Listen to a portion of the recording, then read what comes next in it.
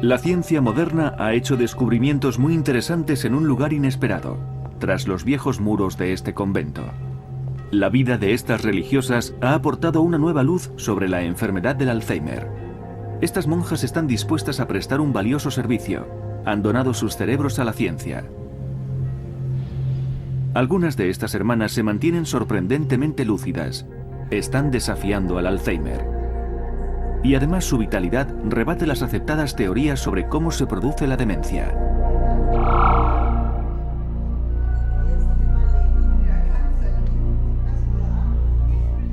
En este documental presentamos a personas que están ayudando a resolver el misterio del Alzheimer con métodos inusuales. En el transcurso de esta batalla contra la enfermedad, se hace patente que a veces el bienestar de los pacientes se ve amenazado.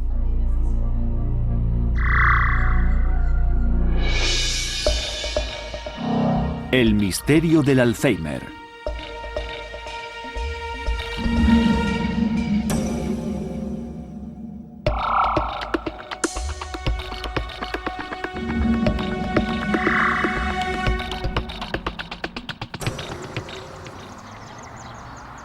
Estamos en Lexington, Kentucky.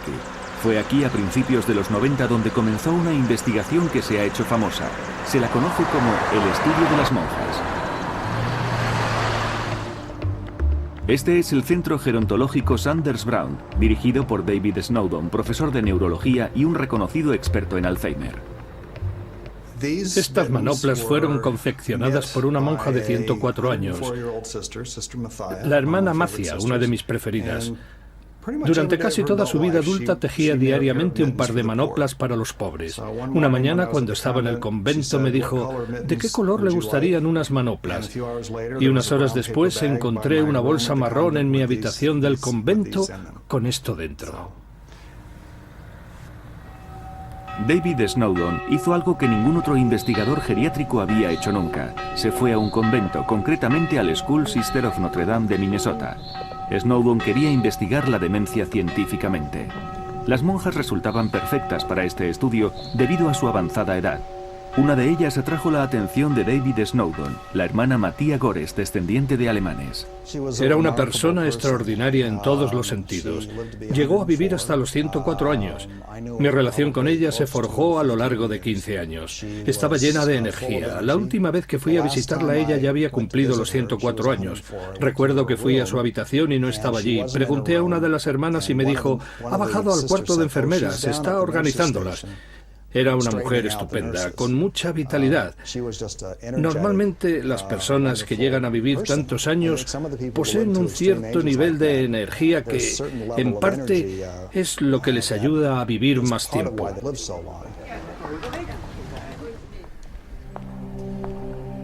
La hermana Mathia fue una de las más de 600 monjas que participaron en el programa de investigación que se llevó a cabo. La monja más joven tenía 80 años, la más mayor 107. Las hermanas fueron observadas, entrevistadas y examinadas médicamente con regularidad.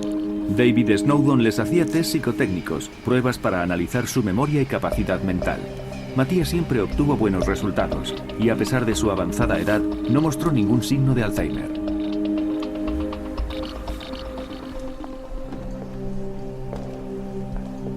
Sin embargo, las investigaciones de Snowdon querían ir un paso más allá. Pidió a las monjas que donaran sus cerebros a la ciencia después de su muerte. La mayoría de ellas aceptaron con la esperanza de que su donación aportara conocimientos más profundos sobre el Alzheimer. Cuando la hermana Mathia murió, comenzó el trabajo del patólogo. Ahora los investigadores tienen una oportunidad única. Poseen informes detallados y bien documentados sobre el comportamiento mental de las monjas. Y también tienen la posibilidad de examinar sus cerebros, que revelará su comparación. Otro factor importante en esta investigación es que las monjas vivían en condiciones casi idénticas. El Alzheimer solo se puede diagnosticar de una manera fiable cuando se examinan los finos cortes transversales del cerebro en el microscopio. En seres vivos, incluso la tecnología de rayos X más moderna es incapaz de encontrar cualquier tipo de cambio en el cerebro causado por el Alzheimer. Sin embargo, en el cerebro de un fallecido se podrán ver a simple vista agujeros que demuestran un avanzado estado de Alzheimer. Así que David Snowdon se sorprendió al examinar el cerebro de la hermana Mattia. Todo apuntaba hacia los habituales cambios causados por el Alzheimer, fibras retorcidas conocidas como ovillos. Pero eso no era todo. Eran estructuras redondas, conocidas como placas. Estas placas estaban en todas partes. Se cree que estos depósitos son los verdaderos causantes de la enfermedad, pero Mattia no mostró signos de Alzheimer. Tuvo la mente totalmente lúcida hasta el día de su muerte. Con ella nos llevamos una sorpresa cuando vimos que en su cerebro había una gran cantidad de patología de Alzheimer. Y eso realmente nos sorprendió. No obstante, ella, como otras hermanas, podía tener un cerebro con Alzheimer y no mostrar los síntomas. Y fue este hecho lo que puso en cuestión la teoría ya conocida del Alzheimer. El mismo Alois Alzheimer describió los típicos cambios cerebrales hace 100 años. Los depósitos redondeados, las placas de Alzheimer, eran particularmente evidentes.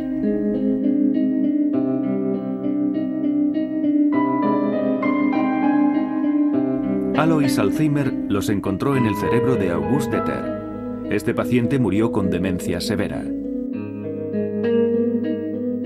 Se supone que las placas son el veneno que mata las neuronas. La muerte masiva de neuronas lleva a la demencia. La mayoría de los investigadores todavía cree esto hoy en día. Sin embargo, las placas pueden no ser la única causa. Esto se demostró incluso de forma más sorprendente en el caso de la hermana Bernadette. Tenía más de 80 años cuando David Snowdon empezó la investigación en su convento a principios de los 90.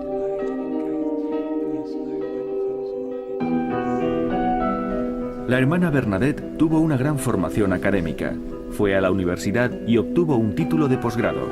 Fue maestra durante más de 30 años, 7 de los cuales estuvo enseñando en un instituto.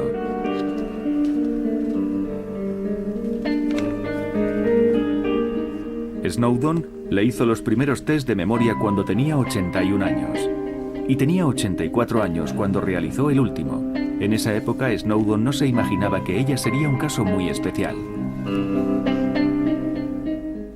Ella era una persona muy agradable, extremadamente perspicaz, y una de las cosas extraordinarias que destacaría de ella eran los resultados de nuestros test.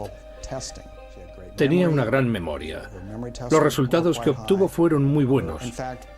De hecho, en la mayoría de las pruebas que le realizamos a lo largo de varios años, incluso mejoró ligeramente en algunas.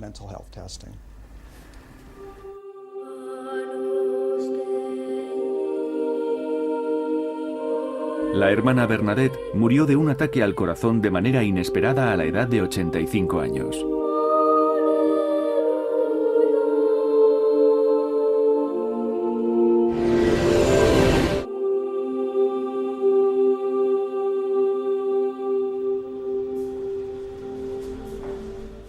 Cuando exploramos su cerebro, comprobamos que tenía uno de los tipos de Alzheimer más severos que jamás habíamos visto.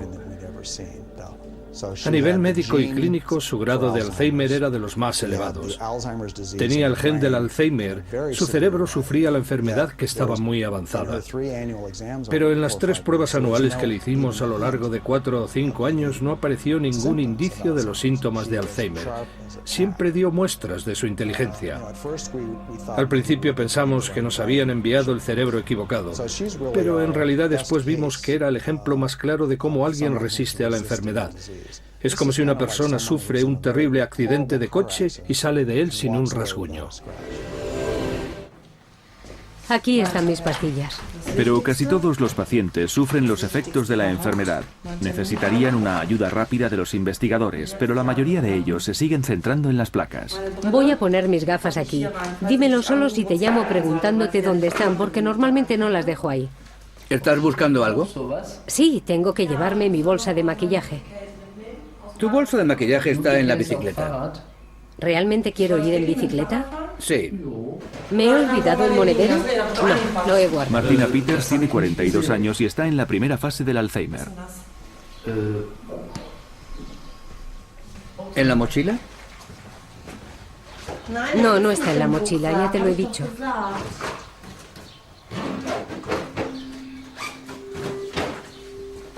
Señor Stefan. Sí, señora Peters. No está en la mochila. Me estoy volviendo loca. Tal vez los ha metido en la bolsa de la bici. No, ahí ya has mirado. Aquí no está. No lo encuentro. Ya. En fin. Ve con cuidado. Sí, te llamaré. Bueno, lo dejo todo en tus manos. Pero me llevaré estos 10 euros. Tengo que poner gasolina. Vas en bicicleta. Bueno. Me he confundido. Ve con cuidado.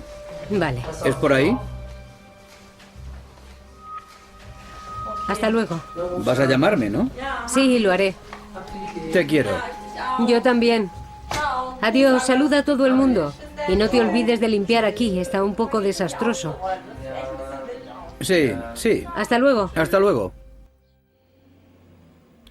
Es como una pérdida de todas las cosas buenas.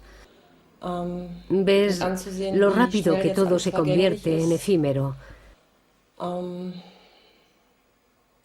Sé que solo me queda un cierto tiempo para poder darme cuenta de las cosas y siento dolor. Es una lenta despedida de todo lo que forma parte de mí.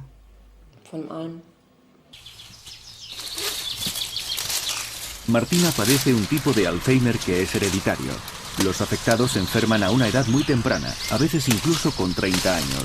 La madre y el hermano de Martina también están afectados.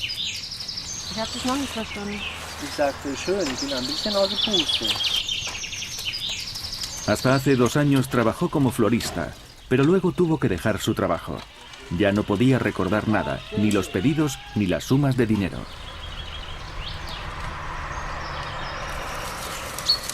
Hacer guirnaldas sigue siendo su pasatiempo. Esta es para su hermano mayor. Y ya acude a un centro de cuidados. El hecho de que su pareja haya enfermado de esclerosis múltiple no supone ninguna diferencia, aunque a veces se muestran un poco irónicos. Todo empezó con pequeños lapsus de memoria, al igual que ocurrió con su hermano. ¿En qué año estamos? ¿2006? ¿2007? Lo empecé a notar hace 6, 5, 4 años.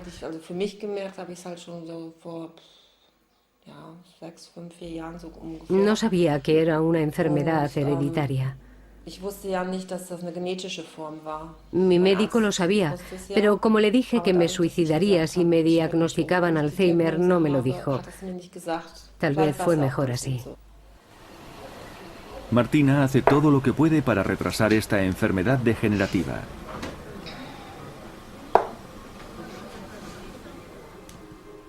Juega al ajedrez una vez por semana y lee mucho.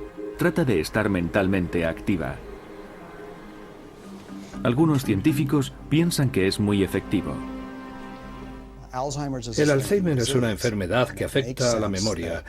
Por eso es bueno que empecemos a desarrollar nuestra memoria desde que nacemos y mantenerla activa a lo largo de nuestra vida. Así tendremos menor riesgo de contraer Alzheimer o quizá de retrasar los efectos en el caso de desarrollar la enfermedad. Entrenamiento mental como prevención. Esta teoría se ha confirmado en muchos casos, algunos de ellos sorprendentes. Un neurólogo inglés lo demostró con un jugador de ajedrez llamado Richard Wetherill en 2004. Un día, Wetherill fue a ver a su médico. Ya no era capaz de pensar con antelación 8 movimientos como hacía antes, ahora solo conseguía pensar 5. El médico le mandó a hacer unos test de memoria. Wetherill los superó de forma brillante, no mostraba ningún síntoma de demencia.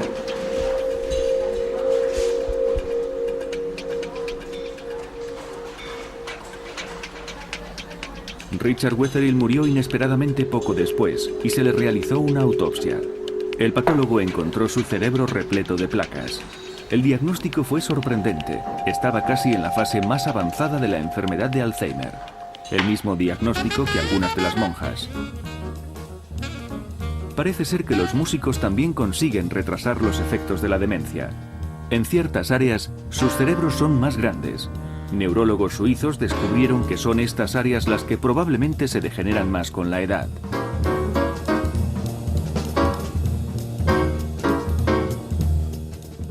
En otro estudio, neurólogos norteamericanos descubrieron que tocar música conseguía frenar la demencia mejor que otras actividades mentales como la lectura. Como ya demostró el estudio en el convento, existen muchos más factores involucrados en el desarrollo del Alzheimer de lo que creían muchos investigadores.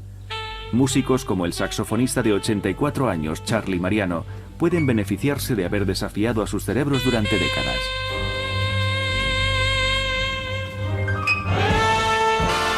Tocar un instrumento requiere una compleja interacción mental y física. El cuerpo y el cerebro han de coordinarse. Esto podría crear una especie de reserva en el cerebro, según algunos científicos. Esta reserva puede ser lo que proteja al batería de 83 años, Louis Bellson.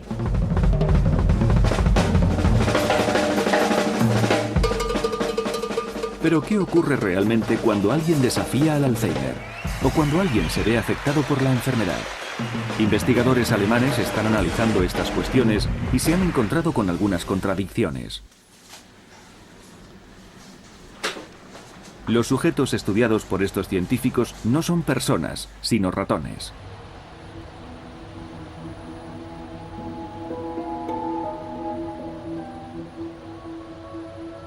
Estos ratones son especiales. Han sido manipulados genéticamente y tienen genes humanos en su genoma. Los genes provenían de pacientes que sufrían una forma hereditaria y particularmente severa de Alzheimer.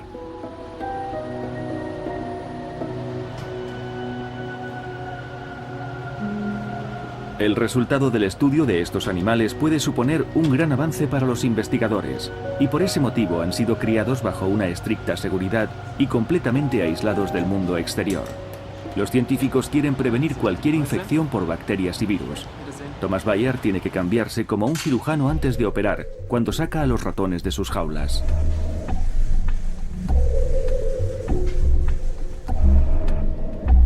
El Alzheimer no se desarrolla de forma natural en los ratones. ¿Son entonces los modelos adecuados para esta enfermedad al transportar genes humanos? ¿Realmente enferman? Las pruebas de conducta dan a los investigadores un conocimiento profundo de estas cuestiones. Primero, un ratón normal y sano siente curiosidad y lo explora todo antes de elegir un lugar donde aposentarse.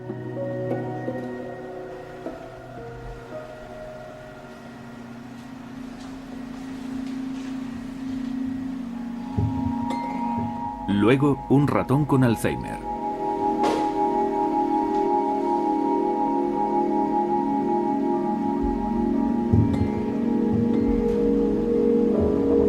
Este ratón tiene miedo y reacciona como los humanos que tienen la enfermedad. No está seguro en el nuevo entorno y rápidamente se retira a una esquina.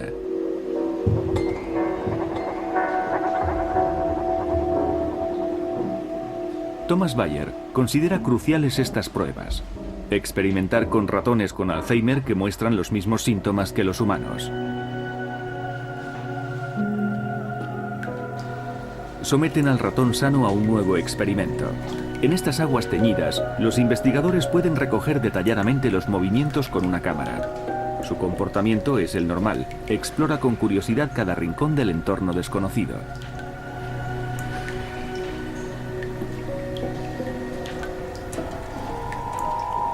Por el contrario, un ratón con Alzheimer gira sin rumbo fijo y sin dar muestras de querer explorar.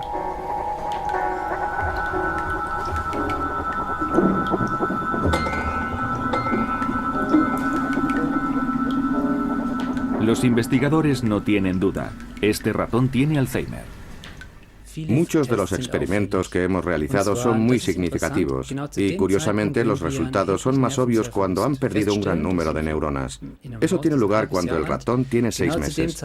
Es entonces cuando encontramos estas anomalías de conducta. Es una correlación realmente buena. Por eso estamos convencidos de que los resultados de estos experimentos aportarán avances sobre la enfermedad de Alzheimer.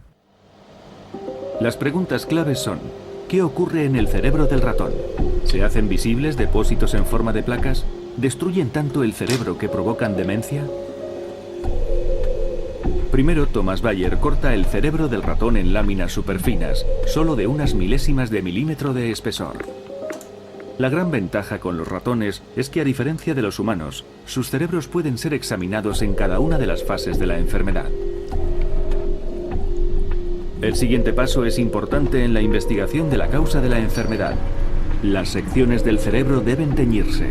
Cada tipo de célula y cada depósito necesita su propio color. Thomas Bayer decide teñir las placas. Sabe que la mayoría de sus colegas científicos están interesados en esos depósitos redondeados. Muchos creen que estas placas son el veneno que provoca la muerte de las neuronas.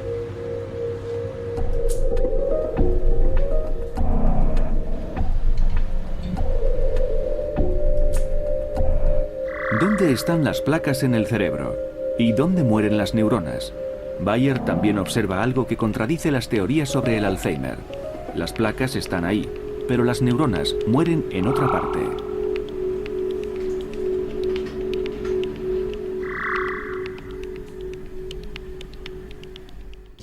Esta franja de células está casi completamente destruida. Y las placas del Alzheimer están aquí y aquí, más alejadas. Otra cosa que podemos ver aquí es que hay algo en las mismas células. Esto no son placas, son depósitos en las células. Y eso es lo que en realidad provoca la muerte de estas finalmente. A pesar de estos resultados sobre el estudio de la conducta y los exámenes del cerebro, todavía se están desarrollando nuevos medicamentos que solo atacan a las placas.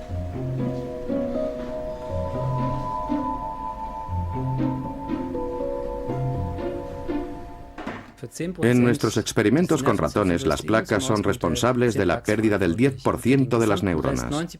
El otro elemento que aparece es el causante de la muerte del 90% de las células restantes. Diciéndolo de otro modo, si fuéramos capaces de desarrollar un método para disolver esas placas, a lo sumo podríamos salvar únicamente el 10% de las neuronas. Por el momento no hay muchos científicos que hayan prestado atención a estos resultados. Thomas Bayer acaba de tomar posesión de su cátedra. Esto no contribuye a que sea escuchado por otros investigadores con más experiencia, a pesar de que podría ser muy importante para el bienestar de un gran número de pacientes.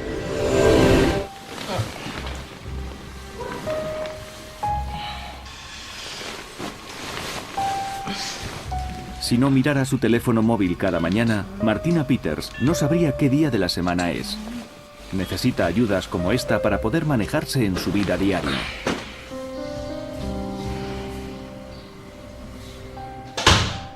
El médico le ha dicho que no tiene cura.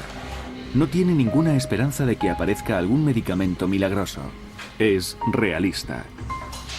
Un enorme reloj que puede mirar constantemente le ayuda a cumplir con las citas y a organizar el día. Tiene que ir comprobando la hora cada pocos minutos.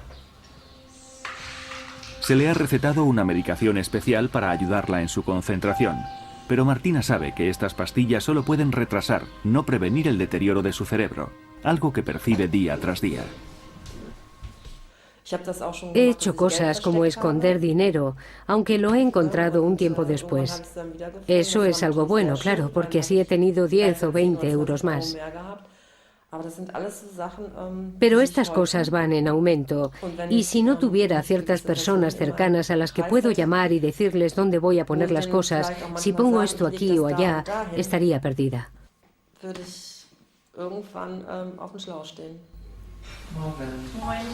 Su pareja, Stefan, es su apoyo más importante. Habla con él de todas sus citas y de todo lo que necesita hacer, y él se lo recuerda a su debido tiempo. La vida diaria es también un reto para Stefan, porque a veces la frustración de Martina por sus olvidos se convierte en agresividad.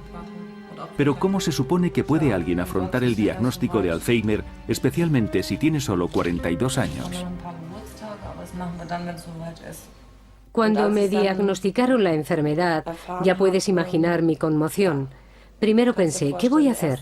¿Me suicido estrellando mi coche? ¿Lo dejo en medio de las vías del tren? ¿Me corto las venas? Pero luego me dije, no, voy a luchar. Martina decidió no esconderse. Ella tiene sus propios métodos para afrontar la enfermedad. Solo trato de educar a la gente. Esta enfermedad es terrible, sigue siéndolo, pero no es contagiosa. Nadie debe preocuparse de que le contagie. Martina decidió asistir a una convención de la Sociedad del Alzheimer. Allí también había científicos invitados que hablarían sobre las placas como la causa más probable de esta enfermedad. Martina Peters decidió ir para que escuchasen el punto de vista de uno de los pacientes afectados. En el Congreso Internacional de Berlín fuimos capaces de que hablara delante de casi 1.500 personas sobre su experiencia con la enfermedad del Alzheimer. Y ahora estamos muy contentos de anunciar que ha aceptado nuestra invitación para hablarnos de la enfermedad desde su perspectiva.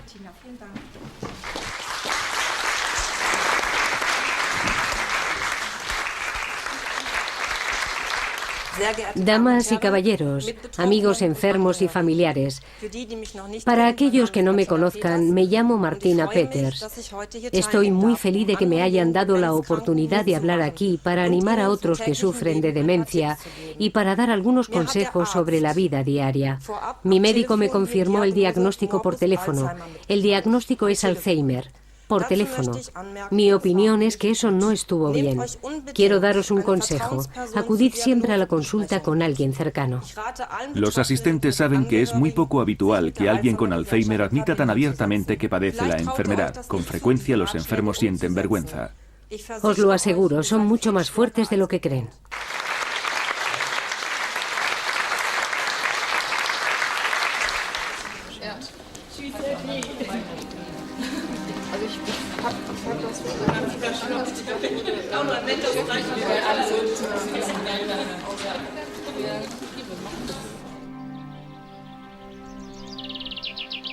El ejercicio es una terapia para Martina. Afirma que monta en bici para controlar su rabia. Siente rabia contra una enfermedad que la deja desamparada. Ella está muy familiarizada con esta enfermedad. Su madre murió de ella, pero es muy difícil cargar con la experiencia de su propia demencia. Cuando empecé a sentir los síntomas, se me olvidó cómo poner el coche en marcha. Gracias a Dios fue solo una vez. Giré la llave, pero luego pensé, ¿y ahora qué tengo que hacer? Me pasé 3 minutos pensando en ello y de pronto me acordé de nuevo. Es algo que no me había pasado nunca en mi vida. Además, yo había conducido incluso un tractor desde muy joven. Para mí fue un shock. Realmente no puedo expresarlo con palabras. Sientes miedo.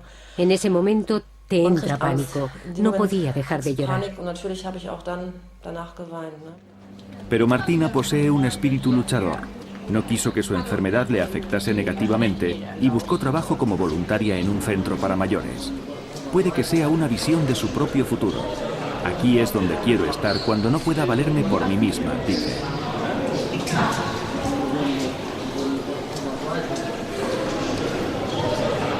Martina cuida de algunos de los residentes, va con ellos de paseo o practica juegos de mesa. Pero para ello, primero tiene que encontrarlos en un entorno con el que no está demasiado familiarizada. Ojalá supiera qué planta era, la primera o la segunda.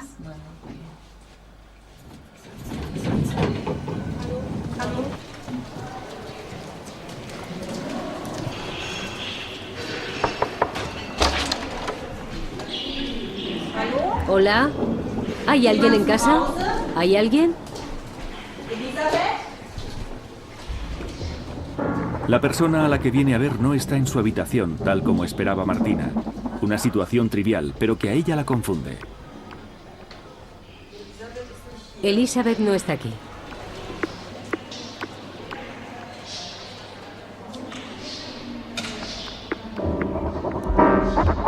Se siente insegura. Por un momento sus pensamientos giran en círculos.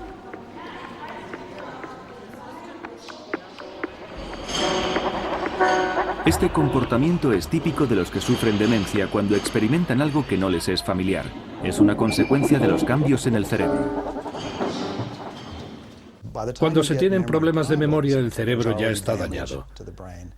Es como una bola de nieve rodando por una pendiente. Es muy difícil de frenarla. Y es muy importante detener este proceso antes de que haya daños. Hay que frenar la enfermedad desde el principio. Hay un científico que ha descubierto cómo hacerlo, Pat McGeer, de la Universidad de la Columbia Británica en Vancouver, Canadá. Este afamado neurocientífico ha estado elaborando su propia teoría sobre el desarrollo del Alzheimer.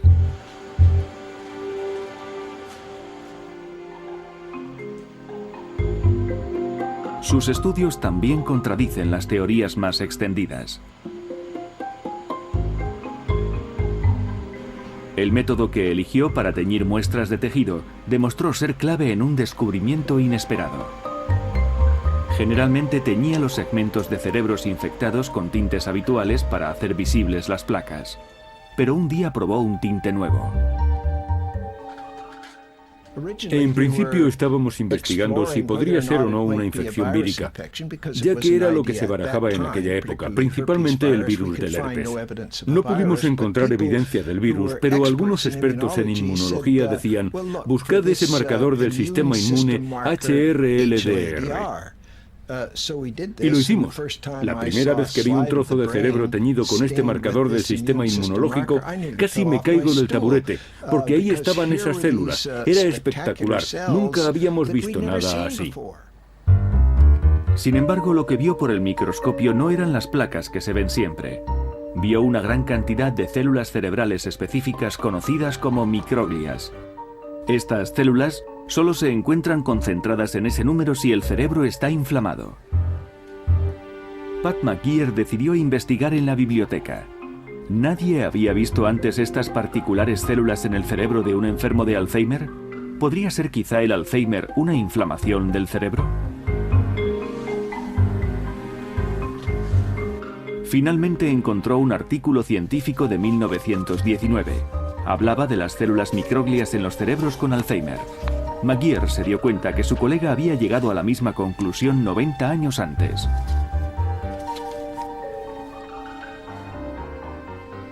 La inflamación en el cerebro como la causa de la demencia, una teoría que había caído en el olvido. McGeer quería ahora demostrar que era cierta.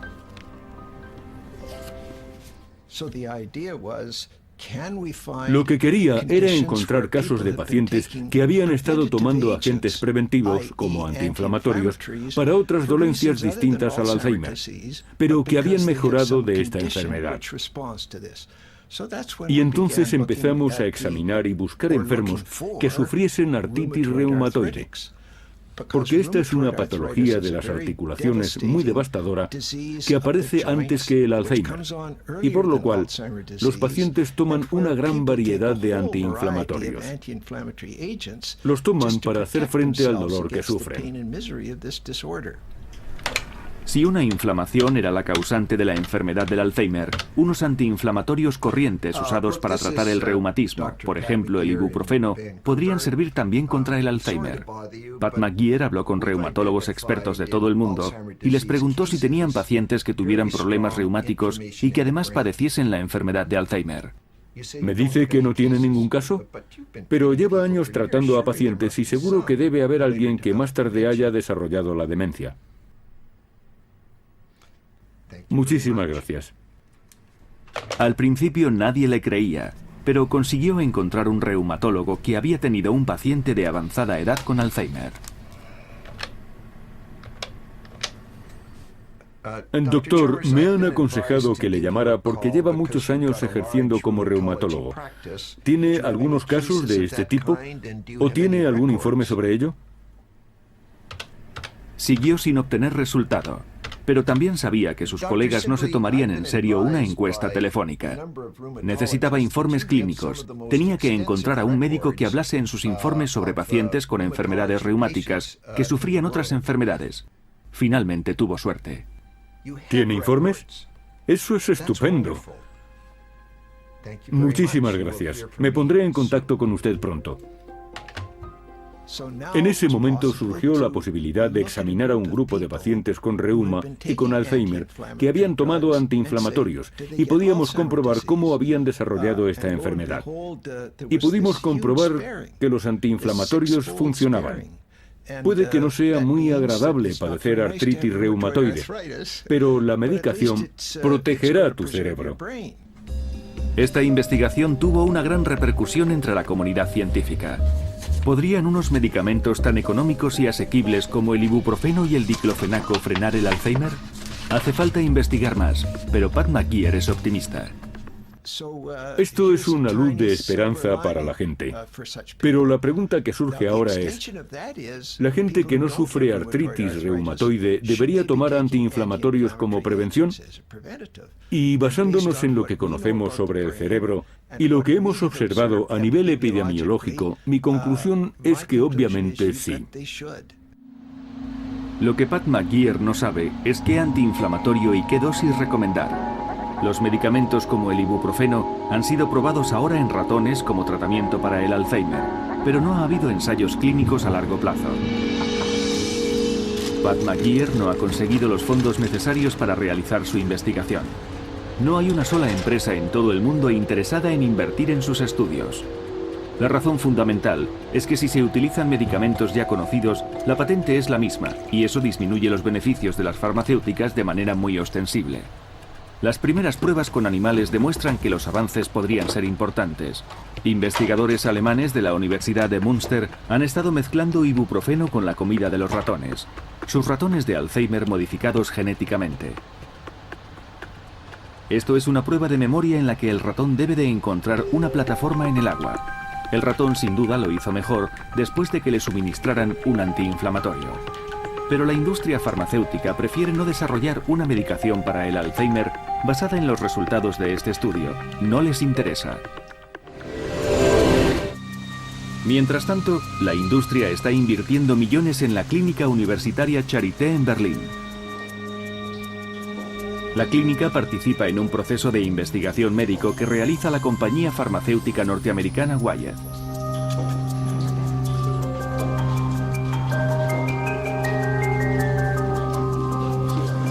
La unidad de psiquiatría de la clínica Charité ha seleccionado a un grupo de pacientes con Alzheimer para someterles a un estudio. Se les suministrará un nuevo tipo de medicación.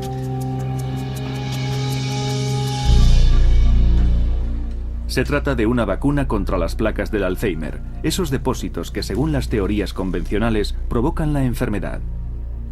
La vacuna supuestamente provocará en el cuerpo una respuesta inmune a las placas. Posteriormente, el sistema inmune de los pacientes se liberará de las placas en el cerebro. Pero durante este proceso existirán riesgos. No se trata de inmunizar al cuerpo contra un patógeno extraño, sino contra algo producido por él mismo. Si la respuesta inmune es demasiado fuerte, podría ser algo parecido a una reacción alérgica grave. Las terapias inmunológicas siempre conllevan el riesgo de que, con la respuesta inmune, puedan ocurrir cosas con las que nadie había contado previamente. Por otro lado, existe un gran número de experimentos con animales y con personas cuyos resultados demuestran que el riesgo que corre cualquiera sometiéndose a la inmunización contra el Alzheimer es aceptable en términos médicos. ¿Un riesgo aceptable? En 2002, científicos suizos fueron los primeros en probar un medicamento similar contra las placas.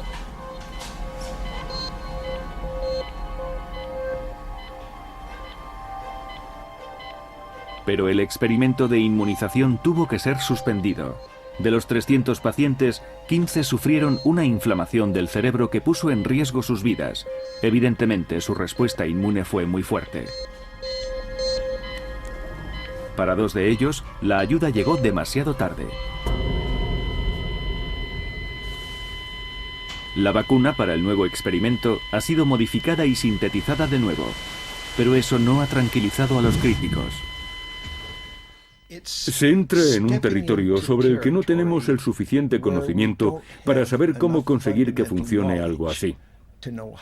Si se pudiera lograr que funcionara, eso sería un avance espectacular. Pero como le ocurría al aprendiz de brujo, si las personas que llevan a cabo esto no respetan las advertencias y no entienden las consecuencias que puede haber, mucha gente puede salir perjudicada. Estamos hablando de administrar un medicamento o una sustancia que puede afectar al cerebro. No es lo mismo que tomarse una pastilla contra las alucinaciones cuando se padece esquizofrenia. Estamos hablando de tomarse una pastilla o ponerse una inyección cuando no se tiene ningún síntoma. Y de hecho, una vacuna o pastilla para que detenga las placas u ovillos es probable que sea mucho más efectiva si se toma durante años, si no décadas, antes de que aparezcan los síntomas del Alzheimer. La esperanza de controlar el Alzheimer no está en el tratamiento. Nos encantaría conseguir uno mejor, pero la esperanza está realmente en prevenir. Hay que hacerlo antes de que se produzca el daño cerebral. Los investigadores del Charité estuvieron de acuerdo en dejar que los pacientes que participaban en este experimento de inmunización dieran su opinión en este documental, pero poco después de empezar a grabar, retiraron su consentimiento. ¿Qué tiene que decir al respecto el jefe de la investigación, Matías Ripe, ante la cámara? ¿Qué tiene que decir sobre el hecho de que el estudio de las monjas y otras investigaciones siembren dudas sobre la teoría de las placas? Y es más, ¿por qué está vacunando contra las placas?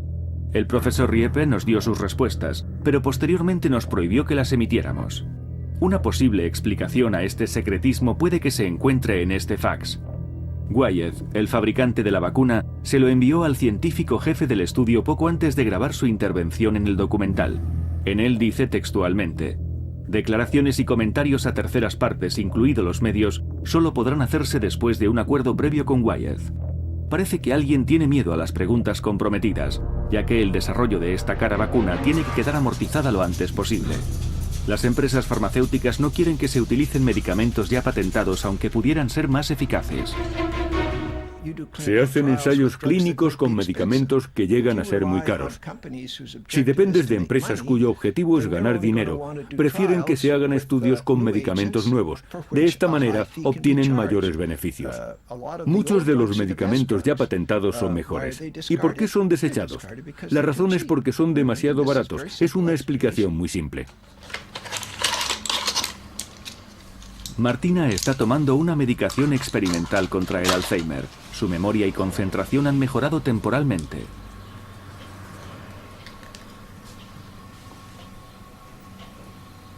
Pero sus pastillas no combaten la inflamación, la cual, según la investigación de Pat McGeer, es una de las causas de la demencia. E incluso si esta inmunización lograra funcionar, para Martina la solución llegaría demasiado tarde.